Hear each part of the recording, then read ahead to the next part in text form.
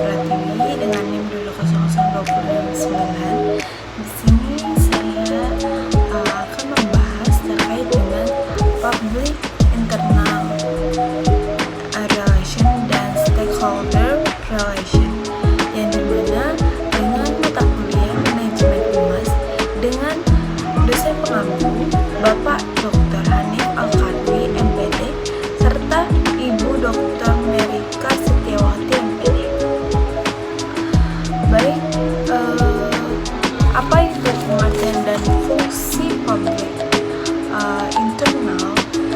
Pengertian dan fungsi public internal employee relation dan stakeholder relation adalah bidang dalam manajemen sumber daya manusia yang fokus pada hubungan di antara manajemen perusahaan dengan karyawan, internal atau pekerjaan dalam organisasi tersebut. Upaya yang dilakukan perusahaan untuk memahami atau memelihara dan meningkatkan hubungan antara manajemen dan karyawan. Tujuan dan public relation itu memiliki adalah menciptakan hubungan kerja yang memastikan bahwa kepentingan karyawan itu menjadi lebih baik. Dalam beberapa fungsi dan public internal employee relation itu terbagi menjadi 4, yaitu ada komunikasi internal yang dimana menjaga saluran komunikasi terbuka antara manajemen dan karyawan, serta pertemuan reguler komunikasi tertulis dengan berbagai bentuk internal. 2. Manajemen konflik yang mengatasi konflik di tempat kerja dan mencari solusi untuk memadai untuk masalah yang mengenal di antara karyawan. Selanjutnya, kesejahteraan karyawan memastikan bahwa karyawan mencari kesehatan dan keselamatan di tempat kerja, serta berbagai mendukung kesejahteraan mereka.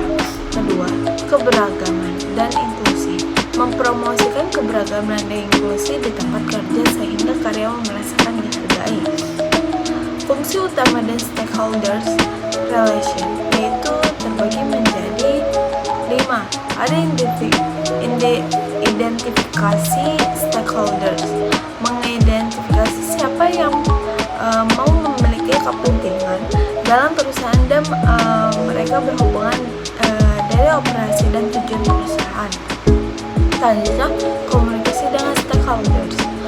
Komunikasi secara efektif dengan stakeholders untuk menjaga mereka terinformasi tentang perusahaan, kebijakan, dan rencana yang didapatkan oleh perusahaan. Selanjutnya, manajemen konflik yang mengatasi konflik atau keterjaganya antara perusahaan dan stakeholders untuk mencapai kesepakatan atau solusi yang menguntungkan. Selanjutnya itu ada tanggung jawab sosial perusahaan yang dimana memastikan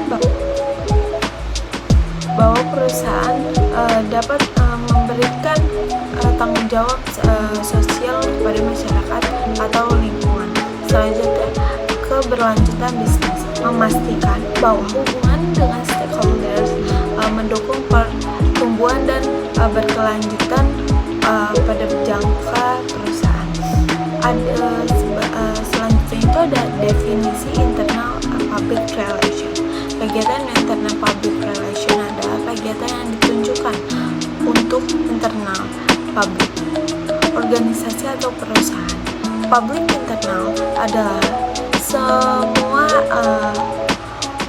pelakukan yang memiliki secara langsung dalam sumber masalah perusahaan, karyawan, manajer, supervisor, pemegang saham, dewan direksi. Dengan demikian, operasi perusahaan akan berjalan dengan lancar. Kegiatan hubungan internal yang dilakukan oleh petugas hubungan masyarakat yaitu hubungan generasi karyawan employee relation, yang dimana sebuah PR harus dapat berkomunikasi dengan semua tingkat karyawan baik secara formal maupun informal. Selanjutnya, sebuah PR harus mampu menjembatanikan komunikasi antara manajer dengan karyawan. Selanjutnya ada hubungan dengan mampu berkomunikasi apa yang terjadi dalam organisasi komunikasi dalam perusahaan. Persyaratan menjadi seorang public relation atau PR menilaikan positif sangat diperlukan bagi sebuah perusahaan untuk mendapatkan kepercayaan dari publik yang mengekstensi dari perusahaan dapat terus berlanjut. Selanjutnya saat terjadi krisis kepercayaan dan memurukkan citra perusahaan, peran PR sangat dibutuhkan oleh perusahaan. Peran krisis dan PR harus membantu sama dengan manajemen perusahaan untuk mengidentifikasi potensi krisis yang dapat mempengaruhi citra perusahaan, yang dimana ada respon cepat, dimana PR harus merespon cepat, memberikan informasi ketika terjadinya masalah. Selanjutnya komunikasi internal. PR harus memberikan dalam membantu komunikasi internal dengan karyawan perusahaan.